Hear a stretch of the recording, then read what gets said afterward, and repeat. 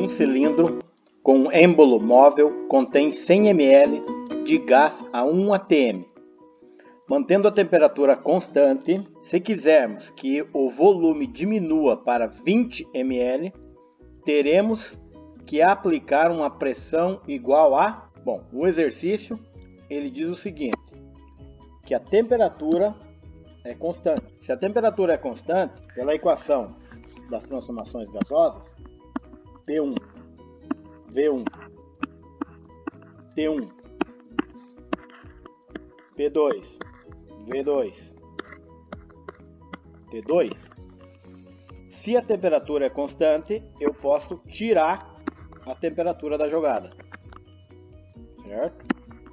Aí fica uma relação de P1 vezes V1, P2 vezes V2. Bom, analisando o exercício, 100 ml vai representar o volume 1, e 1 atm vai representar a pressão 1. Então, pressão de 1 atm vezes 100 ml. Mantendo a temperatura constante, se quisermos que o volume diminua para 20 ml, teremos que aplicar uma pressão igual a... Então ele quer saber qual a pressão final, pressão 2, para que o volume passe a ser 20. Bom, aqui fica muito simples, né? Aqui 1 vezes 100, 100. 20 P2. 20 vezes quanto que é 100? Aqui a gente pode simplificar. Ou 2 vezes quanto que é 10? É só dividir 10 por 2. Esqueminha do professor, né? Está multiplicando, o 2 está multiplicando o P2. Para isolar o P2, o 2 passa dividindo. Pressão final, 5. A pressão está medida em ATM. Não precisa transformar. Ok? Alternativa 5 atm. Se colocarmos uma quantidade de energia térmica de 5.000 joules de calor de uma fonte quente e ela realiza um trabalho de 1.500 joules, calcule o rendimento em porcentagem dessa máquina térmica. Bom, as unidades de energia e trabalho estão em joule, não necessita de transformação, e nós temos aí uma relação de rendimento que pode ser representado pelo trabalho dividido pela quantidade de energia total que está chegando, ou seja, quantidade de energia da fonte quente.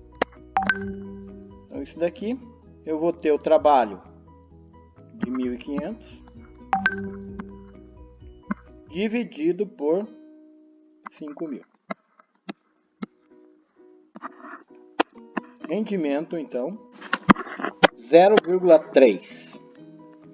0,3 em matemática representa 30%.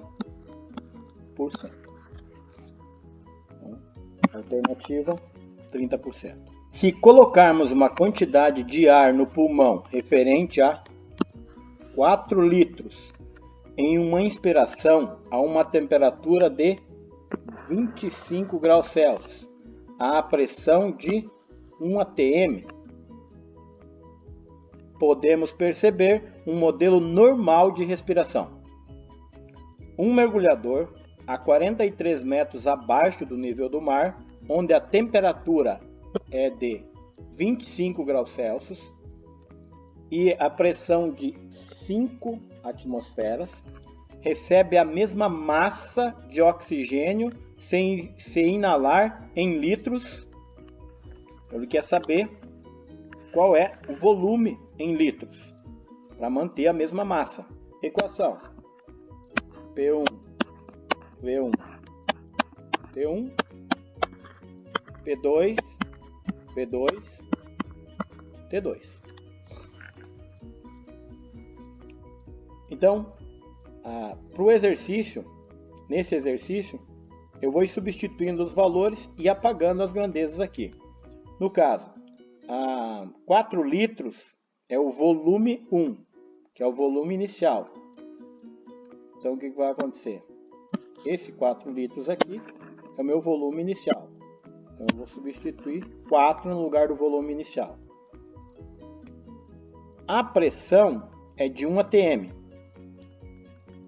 Pressão de 1 atm. Então eu vou apagar a pressão 1 e vou colocar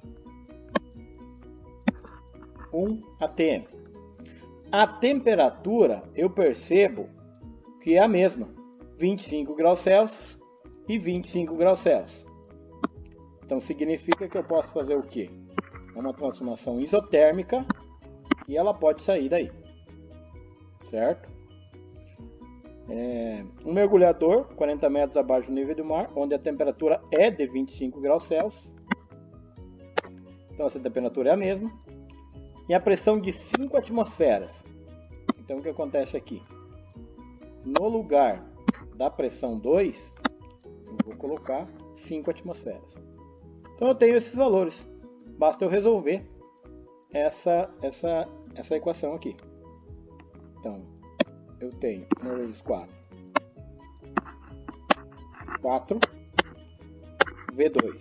O 5 está multiplicando, passo dividindo. Eu vou ter um valor de V2 igual a 0,8 litros. Então, alternativa 0,8. Se colocarmos uma quantidade de pressão de 3 atm em um pneu de um carro a temperatura de 27 graus Celsius e realizarmos uma viagem, quando chegarmos ao destino, depois de 5 horas de viagem, se medirmos novamente a pressão dos pneus e constatar 3,4 atm de pressão, adotando que a variação de volume dos pneus é desprezível, fica constante, marque a alternativa que indica a temperatura em que se encontra o pneu. Ele quer saber qual a temperatura. O volume fica constante, usando a equação P1, V1, T1, P2, V2, P2, sabendo que o volume é constante, não tem variação de volume, podemos retirar o volume da equação. Substituindo os valores, pressão 1, 3 atm. Temperatura 1, 27 graus Celsius. Passando para Kelvin, mais 273, nós teremos 300. Pressão 2, passa para 3,4. Iremos determinar a temperatura 2. Bom, um esquema para o vestibular aqui, ele pode ser feito da seguinte maneira. Esse 3 e esse 300, eu posso dividir por 3, os dois valores. Certo? Simplificar. 3 dividido por 3 dá 1. 300 dividido por 3 dá 100. 3,4 T2. Agora a regra de 3. 1 vezes T2, T2. 100 vezes 3,4 vai dar 340 Kelvin. Mas a temperatura nas alternativas estão em graus Celsius. Menos 273, nós temos um valor de 67 graus Celsius. Em uma transformação isobárica, a pressão do gás e sua energia interna aumenta se a diferença entre E for Escolha a alternativa que preencheria corretamente o enunciado acima. Trata-se de uma questão referente à primeira lei da termodinâmica. Energia é igual ao trabalho mais a variação da energia interna. Se é isobárica, a pressão é constante. Isobárica, nós já vimos que significa pressão constante. Então, essa alternativa que fala que é variável, ela já pode ser descartada.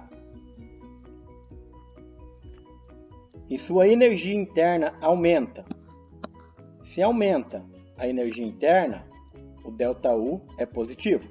Isolando o ΔU, nós temos Q menos trabalho. Isolando.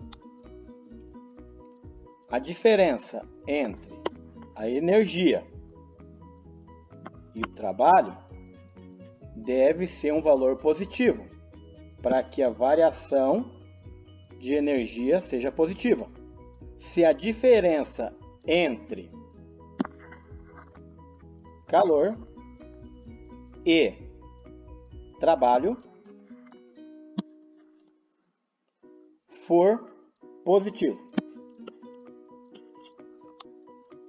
Para obedecer essa equação, esse valor tem que ser positivo para que a energia interna seja positiva também.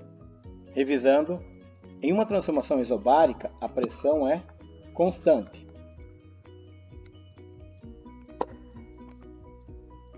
E sua energia interna aumenta se a diferença entre calor e trabalho for positivo. Diferença entre calor e trabalho positiva. Então, ΔU positivo.